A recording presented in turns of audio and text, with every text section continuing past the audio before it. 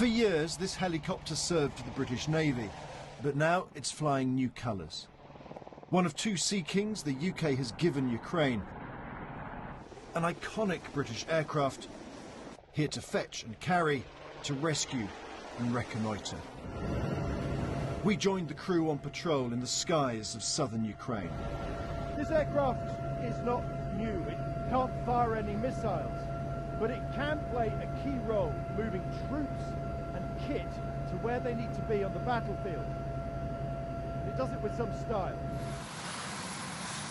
It's also being used to evacuate casualties and rescue pilots who've ejected behind enemy lines, a matter close to the crew's heart. I like this helicopter because it's incredibly good for flying. It's one of the best for combat operations, whether transporting equipment or carrying out search and rescue. It's easy to fly even in difficult conditions.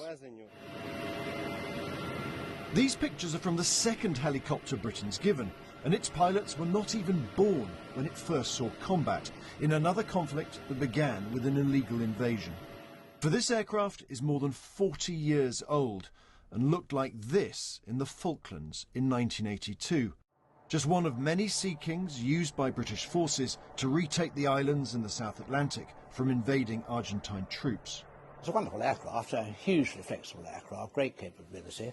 You can do almost anything with it. The man who flew this helicopter in the Falklands said it played an historic role, taking the British general to Port Stanley to accept the Argentine surrender. Quite an interesting operation, quite apart from the weather. The ceasefire hadn't been signed up to this stage, and so the aircraft was flying into Stanley, competing not with just the weather, but also some still rather unfriendly Argentines around.